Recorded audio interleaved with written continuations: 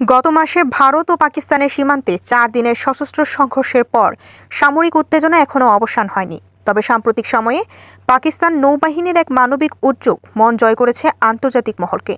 বুধবার আরব সাগরে একটি তেলবাহী জাহাজ থেকে আহত ভারতীয় নাবিককে উদ্ধার করে করাচির হাসপাতালে ভর্তি করেছে পাকিস্তান নৌবাহিনী। জাহাজটির নাম এমটি হাইলিডার, যা লিভারিয়ান পতাকাবাহী হলেও জাহাজে থাকা সব ক্রুই ভারতীয়। পাকিস্তানের joint maritime information and coordination centre একটি বিপদ সংকেত পেয়ে দ্রুত পদক্ষেপ নেয়। পাকিস্তান মেরিটাইম সিকিউরিটি এজেন্সি দ্রুত উদ্ধারকারী জাহাজ পাঠিয়ে আহত নাবিককে নিরাপদে উদ্ধার করে। পাকিস্তান নৌবাহিনী এক বিবৃতিতে জানায়, এই সফল মেডিকেল ইভাকুয়েশন পাকিস্তানের সমুদ্র নিরাপত্তা ব্যবস্থার দক্ষতা ও প্রস্তুতির পরিচায়ক। আমরা আন্তর্জাতিক দায়িত্ব পালনে প্রতিশ্রুতিবদ্ধ, যে কোনো দেশের নাগরিক হোক না কেন। সাবেক পাকিস্তানি ক্রিকেট অধিনায়ক শহীদ আফ্রিদি সামাজিক যোগাযোগ মাধ্যমে এই মানবিক উদ্যোগের ভিডিও পোস্ট করে প্রশংসা করেন। আফ্রিদি বলেন, যুদ্ধ বা শান্তি, পাকিস্তানের সশস্ত্র বাহিনী মানবিকতার দৃষ্টান্ত স্থাপন করে। ডেস্ক রিপোর্ট, খবরের দেশ।